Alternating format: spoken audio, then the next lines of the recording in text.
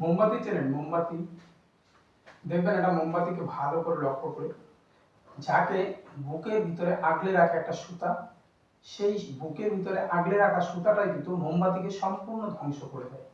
কিন্তু মোমবাতি এটা সবার শেষে বুঝতে পারে। যাকে বুকের ভিতরে আগলে রাখলো, আপন করে সারা জীবন বয়ে নিয়ে চললো, সেই ভিতরের সুতাটাই তাকে ধ্বংস করে দিচ্ছে। এই মোমবাতির কাছ থেকে আমাদের শিখতে হবে বন্ধু। আজকের দিনে দেখুন, মানুষ ছুটছে টাকা পয়সার পেছনে, মানুষ ছুটছে নিজের সংসারকে গোছানোর পিছনে। যে কোনো লোককে জিজ্ঞেস করবেন, তুমি কেন করছো? আমার ছেলে মেয়ের ভবিষ্যতের জন্য করছি, আমার জন্য কিচ্ছু করছি না, আমার কিচ্ছু লাগবে না, এই পৃথিবীতে আমার কিচ্ছু নেই, কি আছে আমার? আমার কিচ্ছু নেই। পরম গীতাজ্ঞানী, কিন্তু সেই গীতাজ্ঞানী লোকটা কি করছে? তার সংসার, তার ভবিষ্যৎ প্রজন্মের জন্য সে কিছু করে যাচ্ছে, কিছু রেখে যাচ্ছে। তো বন্ধু, এখানে দেখুন, দুটো কারেকশন একটু করে নিন। আপনি যাদের জন্য করছেন, আপনি ছেলেকে জন্ম দিয়েছেন, মেয়েকে জন্ম দিয়েছেন, ছেলে মেয়ের জন্য আপনি বিল্ডিং, টাকা পয়সা, বাড়ি গাড়ির পাহাড় আপনি তৈরি করছেন। আপনার ছেলে যদি মানুষের মতো মানুষ হয়, তাহলে সেই বিল্ডিং, বাড়ি, টাকা পয়সা যারটা তার তাকেই দিয়ে দিবে, তার বাবারটার প্রয়োজন নেই। ছেলে যদি মানুষ হয়, নিজেরটা নিজে করে নিতে পারবে। আর বন্ধু, এর বিপরীত কি হচ্ছে?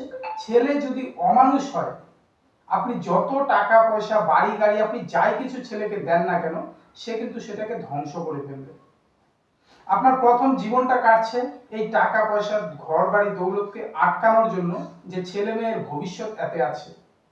কিন্তু দ্বিতীয় জীবনটা পূর্বে কিসের জন্য জানেন? ইস, আমার ছেলেটা একটুকু মানুষ হলো না, এই সম্পত্তিটাকে এইভাবে নষ্ট করছে। সেই সম্পত্তিকে আঁকড়ানোর জন্য আপনার দ্বিতীয় জীবনটা কেটে যাবে। ছেলেকেও আপনি ভোগ করতে দিবেন না ঠিক মতো, মন খুলে তাকেও ভোগ করতে দেবেন না। কারণ কি জানেন? কারণ আপনার কষ্টের সম্পত্তি। যখন কামিয়েছেন তখন স্বপ্ন ছিল ছেলেকে দিব, কিন্তু যখন ছেলে ওটাকে নষ্ট করবে, তখন আপনার পূর্বে এত কষ্টের সম্পত্তি কেউ এভাবে নষ্ট করে? পুরো জীবন এভাবে আপনার পুড়তে পুড়তে যাবে। আপনি তো পরম গীতাজ্ঞানী লোক, একটু জীবনের বাস্তবতাকে বুঝুন।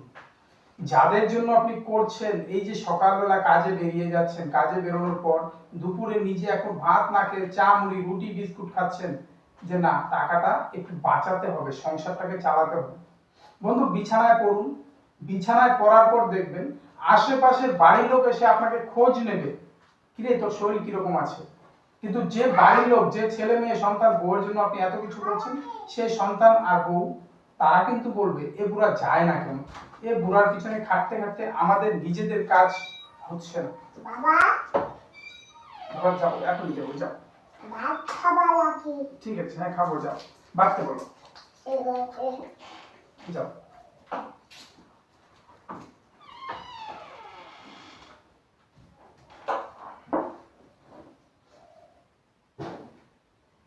আপনার পরম আপন যে স্ত্রী আছে, আপনার পরম আপন যে স্বামী আছে না, আপনি বিছানায় শয্যাশায়ী, একদিকে তার সংসারকে গোছানোর জন্য টাকা ইনকাম করতে যেতে হবে, দুদিকে বাড়ি এসে আবার আপনার পিছনে খাটতে হবে।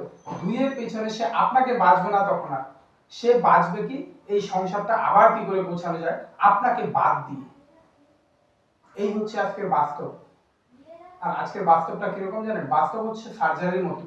এখন শুনতে খুব কষ্ট হচ্ছে, হ্যাঁ এটা মানা যায়, কিন্তু দেখুন, আপনি বাস্তবকে যদি এখন মানতে না পারেন, আপনি যদি অ্যালোপ্যাথি ট্যাবলেটের মতো কিছু একটা নিয়ে নিচ্ছেন জাস্ট দমন ধরার জন্য মিথ থেকে, তাহলে কিন্তু পরে এর জন্য প্রচুর সাইড এফেক্ট আছে। আর পরের সাইড এফেক্টকে যদি সামলাতে পারেন, তাহলে এই স্বাস্থ্য, এই দেহ একমাত্র পৃথিবীর যে মন্দির, সেটাকে চিনতে ভুল করে ফেলুন। আর যদি বাস্তবটাকে বুঝতে পারেন, আপনাকে আমি বলছি না আপনি সংসার ছাড়ুন, আপনাকে আমি বলছি না আপনি ছেলে মেয়েকে ভালোবাসবেন না, আপনি সবাইকে ভালোবাসুন। এই পৃথিবীতে সবাইকে ভালোবাসার সঙ্গে সবার প্রথম যাকে আপনার ভালোবাসতে হবে, সে হচ্ছেন আপনি নিজেকে নিজে ভালোবাসুন। নিজেকে নিজে ভালো যদি না বাসতে পারেন, আপনি সংসারে কারোর কোনো কাজে আসবেন না। যদি নিজেকে নিজে ভালোবাসতে পারেন, নিজের দেহটাকে নিজে ঠিক রাখতে পারেন, এই দেহ ঠিক আছে, দেহে কোনো রোগ ব্যাধি নাই, দেহের ভিতরে অন্তর্যামীকে আপনি চিনতে পেরেছেন, এবার আপনি সংসারে থাকুন। প্রতিটা ঘুড়ির স্বপ্ন থাকে আকাশ ছোঁয়া, কিন্তু ঘুড়ি কিন্তু এটা জানে যে আকাশ থেকে আসার পর তাকে যেতে হবে কাঁচরার ডাব্বাতে। কিন্তু তবুও আকাশ ছোঁয়ার স্বপ্নটাকে একবার পুরো করে নিন।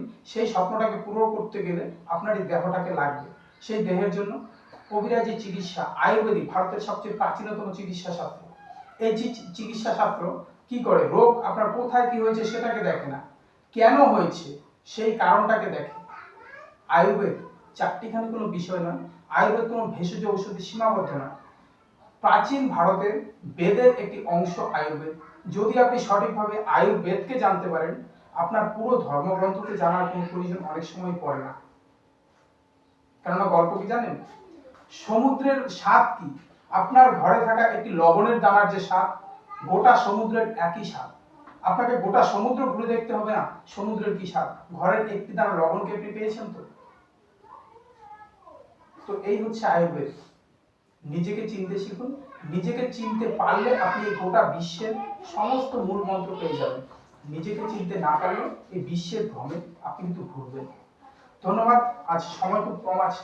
যদি আপনাদের ভালো লাগে এটি লাইক, এটি কমেন্ট, এটি শেয়ার। ভালো থাকবেন, আপনাদের দিন খুব শুভ হোক।